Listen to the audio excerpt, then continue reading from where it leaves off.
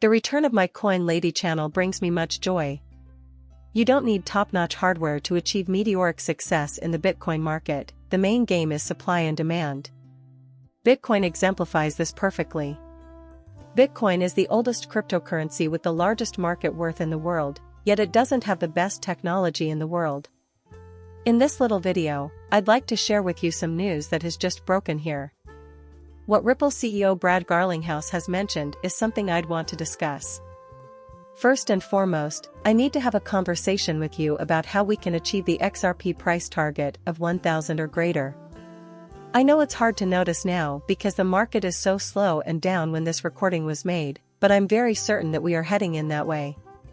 Before anything else, XRP is the gas token of XRPL, so in case you were wondering how RLUSD will help XRP, here it is. So now you know, as RLUSD gets ready to launch, I will discuss how this is good news for XRP because of the recent burn. Every time, fees are factored in. What's more essential is how this will eventually boost XRP and drive its price higher and higher. Brad Garlinghouse recently spoke with Bloomberg on RLUSD and XRP. Many people assumed that his discussion was entirely predicated on the impending stablecoin launch because of this. Only a matter of weeks separates them. Financial institutions, banks, and payment writers are our customers, says Brad. We construct and utilize the XRP ledger. To a certain extent, we enable these transactions via the token XRP. Differentiating between the two can be difficult for some. Financial institutions and banks play a crucial role in Ripple, our business, our compensation, and our consumers. Before we start, you should know that XRP is the token that allows users to do transactions on the XRPL. Many of you are probably thinking, well, I already know that. I can almost feel your heads nodding in agreement. RLUSD, keep this in mind. First things first, everyone, keep in mind that Ripple is launching their stablecoin this year. At this point, we have no idea of when. That is what we think. Making that happen is now only a matter of weeks.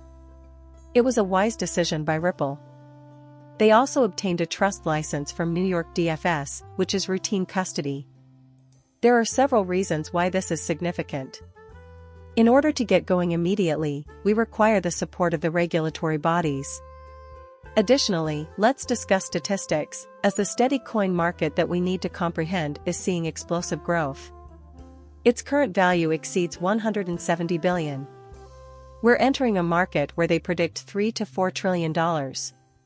For the time being, analysts are focusing on predictions for the coming years.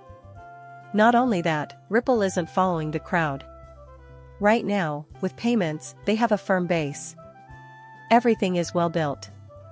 There are relationships with financial institutions, which puts them in a favorable position. We need to be transparent if we want to make waves in the stable market, you know. There must be demand, and there must be regulatory clarity. Here, demand is king. With Ripple's partnerships with major banks and financial institutions across the globe, demand has finally arrived. They've teamed up with major companies in the Japanese market, including SBI, and it appears they've landed on the right side of the political and regulatory spectrum in Japan, as they are adopting blockchain technology, in contrast to the US. Therefore, crypto technologies are highly regarded in that region. In contrast to Japan's enthusiastic welcome, Ripple is now seeing a somewhat more hostile audience in the United States. Rumor has it that by year's end, we may be able to hear things with red clarity. I am uncertain. It seems imminent, but in the end, can you put your trust in these individuals? However, Japan has crystal clear regulations and a far friendlier atmosphere. In light of this, it is important to note that 75% of Ripple's consumers are located outside of the US, with 40% of their business occurring in the Asian Pacific region. Again, keep in mind that banks, credit unions, and payment processors make up 95% of their clientele, and that they are patiently waiting for regulations to be clarified. While many of these financial institutions are open to stablecoin, the term cryptocurrency generally puts them on the defensive. I get it, a stablecoin is a cryptocurrency.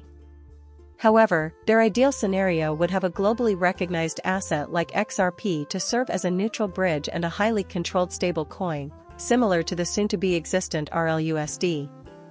Chris Larson's endorsement of Kamala Harris was announced just yesterday, but now I've heard something strange. There was anarchy in the town. Alright, let's set that untamed straight. A lot of people were talking about this yesterday. I really wanted to release this yesterday, but simply did not have the time to make a video. Here's a message for you. Pivot Point is not XRP, and Chris Larson isn't XRP either. Cryptocurrency is cryptocurrency. In order to move and facilitate transactions worldwide, this digital asset serves as a bridge and is impartial. Remember that XRP is decentralized, and keep that in mind no matter what Ripple does, which they do promote, as a software blockchain technology business. A decentralized native token, it exists on the XRPL platform independently of Ripple.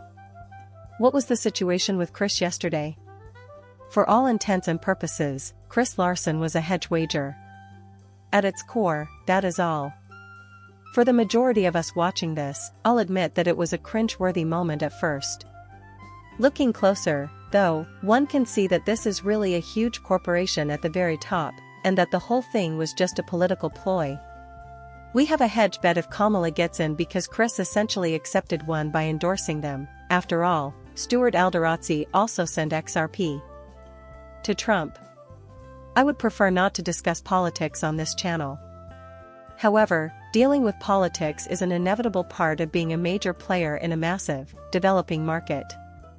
Here they are expressing their desire to be aligned with the victor, to advance in the correct direction, and to emerge victorious.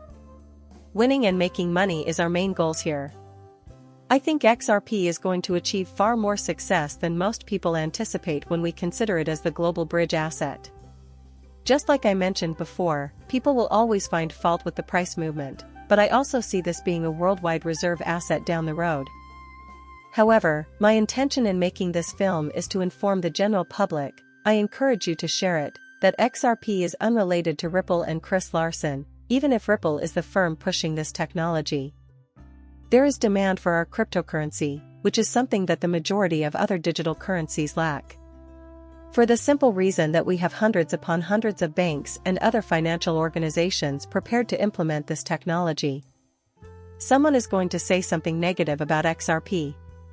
Antiquated technology, and perhaps you hold that view.